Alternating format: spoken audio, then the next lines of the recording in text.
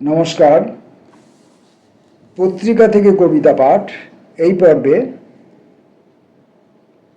আজকের কবিতা পাঠে বার্ষিক কুরুক্ষেত্র পত্রিকা থেকে আমরা অতনু বন্দ্যোপাধ্যায়ের কবিতা পড়ব।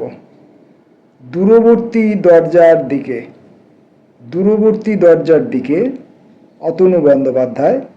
এখানে সংখ্যার দ্বারা 1, 2, 3, 4 ইত্যাদি সংখ্যার দ্বারা চিহ্নিত কয়েকটি কবিতা রয়েছে, যেগুলো আমরা পড়ার চেষ্টা করব। 1. লুকিয়ে রাখা হস্তাক্ষরে মাইনে মাইন এই দুপুর তার শিরোনাম গাইছে। অসম্ভব একটা টেরেস চলে যাচ্ছে ধোঁয়াশার কাছে, পড়ুয়ার কাছে। স্থির কোনো পৃষ্ঠাই ভাবছে না এখন।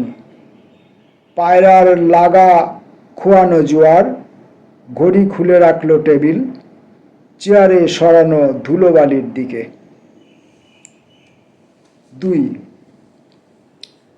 বাদির খবরে তবু গাছের বলা কথা, টিলায় টিলায় তার নেশালো আগুন, 2-1টা টাওয়ারের খুনে আলাদা করে দোলের কোনো জ্যোৎস্না নেই আর। বাকিটুকু ঝরে পড়ছে ডালে ডালে ইশারা শ্রবণে। সংখ্যা বাড়ল বেড়াল প্রেমীদের, বেড়ালের বাচ্চাদের। আমার মেয়েটাও এখন বেড়ালের দিকে ছুটে যায়। ওকে আগলে রাখে একটা জঙ্গল আর বেড়াল মায়েরা।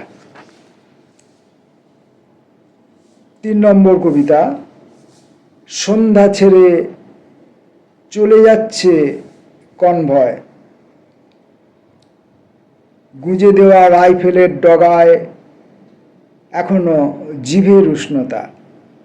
একান্তে কিছু লেখার এই তো আদর্শ সময়, যে শব্দ আর কাউকে শোনাতে হবে না। দেখো আরও কত কত অদূরে পা এই মাংসপিণ্ড নিয়ে। টিকলো মিছিল আজ গেয়েই চলেছে পতাকার বিষাদ শব্দ। অতনু বন্দ্যোপাধ্যায়ের কবিতা 4 নম্বর কবিতা। শিশু আঁকে গোধূলি কোলাজ। শিশের প্রতিধ্বনি কোন বৈধ নিয়ে? শিশু আঁকে গোধূলি কোলাজ, শিশের প্রতিধ্বনি কোনো বৈধ নিয়ে। আর যা যা লেগে থাকা বুটের মাথায়, শালুকে সাহস নেই জলের বাসরে, পাড়ায় পাড়ায় তার হুলিয়া। এইসব কেমন অম্লান মাঠ হয়ে যায়। মা শেখাচ্ছেন শুধু তাকিয়ে থাকা। কাল ছুটির দিন আমরা লুকিয়ে লুকিয়ে পোস্টার গুনব। একটু ছাপার মধ্যে একটু অস্পষ্টতা আছে। কাল ছুটির দিন আমরা লুকিয়ে লুকিয়ে পোস্টার গুনব। শুনবো নিশ্চয়ই হবে না, গুনব। দূরবর্তী দরজার দিকে এই সিরিজের কবিতার 5 নম্বর কবিতা। তবু ঋতুর ভাষায় লেখা জীর্ণ জমিন। হঠাৎ নেমে আসা মেঘের ফাটকায় কোনো হাইওয়ে কিনছে নষ্ট ফসল। তুমি গাঢ় ভাবলে দিলরুবাদের ইস্তেহারে, কালকেও আর একটা এনকাউন্টার। মাটি থেকে বেরিয়ে আসবে ডানাওয়ালা পিঁপড়েরা আবাদের নোটিশ নিয়ে। 6 নম্বর। সকাল কোনো গায়কের আহুতি, ভেজা রাস্তা এখন কিছুটা অটোগ্রাফের। এই যে দলিল, তার লাইনে লাইনে বন্দরের শনাক্তকরণ। যে ভূমিকম্প টুকরো করে দিল একটি দ্বীপের কায়া, সেই জলোচ্ছ্বাসেও আমরা শিখেছি মায়ের উৎকণ্ঠা। সকলের বাড়ানো হাত আরও উজাড় হোক, কিরণের সব দিকে টিলায় টিলায় বাগিচা সবুজেও। অতনু বন্দ্যোপাধ্যায়ের এই সিরিজ কবিতাটির 7 নম্বর কবিতা। এবার গাইব সরকারি বাজার দফায় দফায়, কিংবা রফা করা বাংলা অভিধানে ধরো তুমি জিতে গেলে আমাকে কাটিয়ে আর এই ম্যাচ, ধরো তুমি জিতে গেলে আমাকে কাটিয়ে আর এই ম্যাচ লাগলো পাড়ায় পাড়ায়। গোল কি হারানো, না শূন্যের অফুরান ডিগবাজি? লেখো জিয়ান, এইবার দেখে শুনে লেখো। কেউ বাজারে গেলে তাকে ফিরে আসা দরজাটার কথা ভাবতেই হয়, বলতে হয় আরও অনেক মিথ্যে গল্প। আজকের মতো শেষ কবিতাটি, ৮ নম্বর কবিতাটি।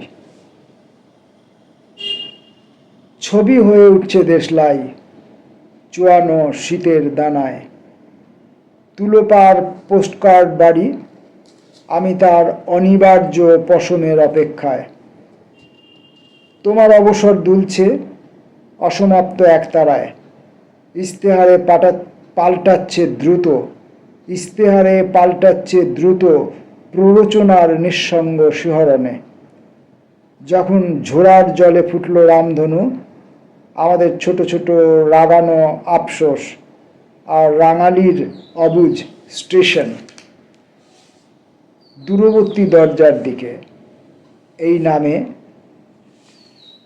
সংখ্যার দ্বারা চিহ্নিত ৮টি কবিতা কবি অতনু বন্দ্যোপাধ্যায়ের লেখা আমরা পড়লাম।